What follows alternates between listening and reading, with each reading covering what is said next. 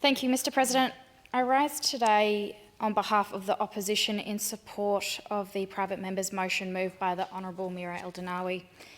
When the death of Mahsa Amini first sparked protests in Iran in September 2022, the Iranian regime's violent crackdown on protesters, widespread arrests and retribution against women and girls shocked us all. I understand that at the time many community leaders contacted my colleague, the Honourable Jing Lee, in her role as Shadow Minister for Multicultural South Australia, to raise awareness of the matter and share their deep concerns about the Iranian authorities' repressive response. In September 2022, the Honourable Jing Lee issued a public statement of support for the Iranian community in South Australia and declared that we, the Liberal Party, stood shoulder to shoulder with Iranians seeking freedom and justice.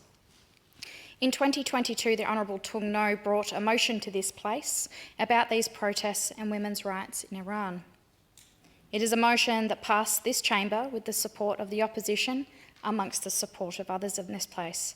During that debate, I spoke about my time growing up under Sharia law. Growing up in a country where at the time it was forbidden to practice one's faith other than Islam publicly, a place where I was required to wear an abaya in public to cover my hair when requested to by Matawa or religious police, and religious police were often accompanied by police escort who could order the detention and the arrest of violators, where stonings, lashings and beheadings were common, where there was no freedom of speech, public worship or association, and a place where at the time the media and the internet was censored and where there was a ban on public demonstrations and marches. In my contribution, I spoke about the importance of the freedoms and democracy we are so fortunate to have here in Australia. Mr. President, I haven't just read about the dispensing of freedoms in a book, left to imagine what it might ultimately look like. I've seen it firsthand.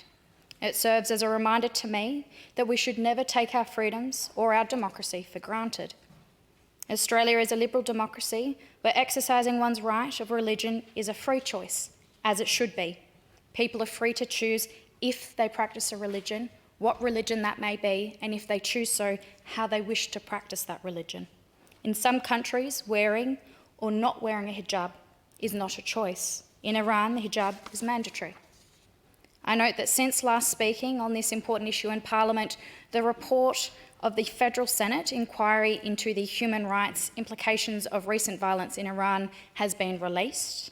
The grave reports of human rights violations committed by the regime and the Iranian Revolutionary Guard Corps prompted the committee to make a series of recommendations to strengthen Australia's response to the regime. I also note that the Special Reporter on the situation of human rights in the Islamic Republic of Iran has released the latest report into human rights in February 2024. The Special Reporter found that the use of violence against protesters and political opponents, the deplorable treatment of women and girls, the repression of minority ethnic groups and sexual minority communities continues unabated.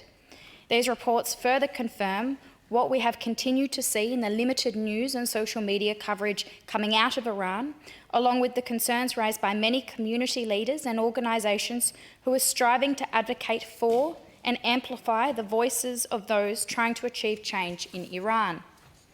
In addition to highlighting horrific human rights violations, the Senate inquiry's report found credible reports of the regime's increasing use of cybercrime, hostage diplomacy, foreign interference and intimidation and threats against Australian citizens, residents and their families.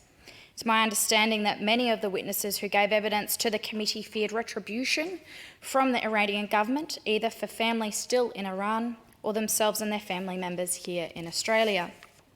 No one living in Australia should feel threatened by a foreign power, and I wish to credit the bravery and determination of all of those who gave testimony to the inquiry despite these fears.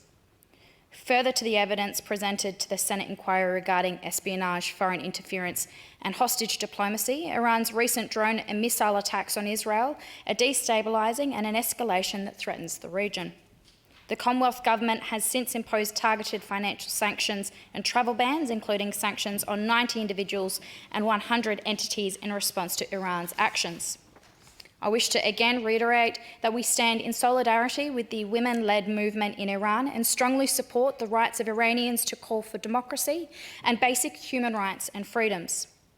We have a vibrant and passionate Iranian and Persian community in South Australia who continue to be deeply affected by the policies and actions of the Iranian regime.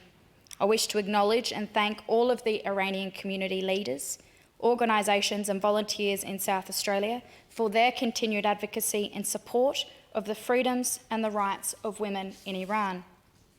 They are a symbol of hope that maybe one day they too will share the freedoms that we here in Australia are so fortunate to have. The Honourable